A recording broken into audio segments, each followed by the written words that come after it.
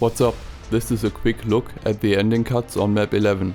Normally, this section involves jumping on top of this hill and taking the quarter pipe jump onto the higher platform. From here we go over the red boosters and jump off the ramp to hopefully flip and land in front of the finish.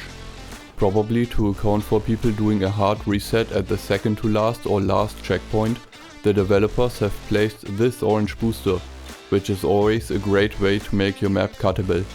I do appreciate this of course because I like cuts. They did put a reset block behind it and used the downwards thrusting one. In theory, you should really only be able to use the reactor to gain enough speed to make the quarter pipe jump. If you watched my last video, you probably already know where this is going. If we go over the reactor block a little bit backwards, we are going to get the other, much more useful reactor. This one prevents our car from touching the ground, which means the reset block doesn't have any effect at all. That's cheating. From here we can do the quarter pipe jump, and the reactor, very importantly, runs out at the beginning of the red boosters. This means our car does actually touch them and we get a massive speed boost before the jump. But how exactly do we turn around and go over the reactor block backwards without losing massive amounts of time? Well, the setup is actually a bit hard to explain. If we jump into the bobsleigh at the correct angle, we can drive up the wall a little bit, which makes it so only our rear wheels are affected by the ramp. The front wheels are allowed to continue coming down, which means they touch the block immediately.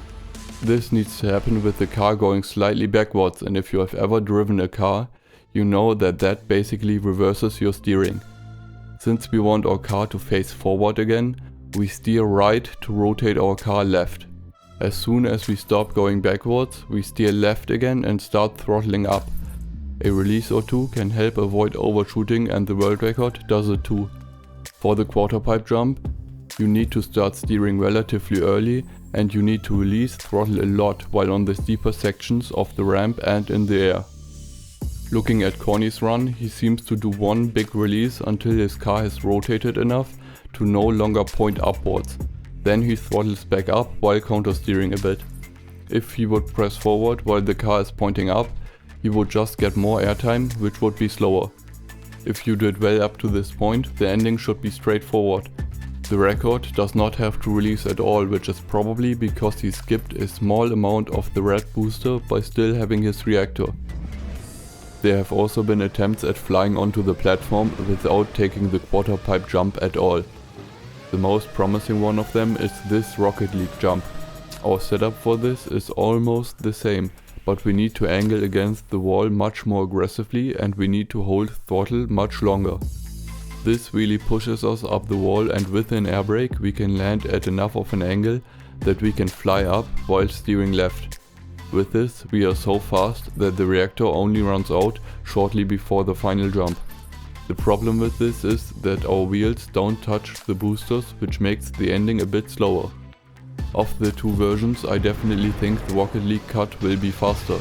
While we are dealing with the fundamental limit of needing to have our reactor run out before the flip, there is still probably a way to bring more speed. Also, Radioxo is behind at the beginning of the cut, which is the actual reason Corny got world record over him. The cut definitely seems faster.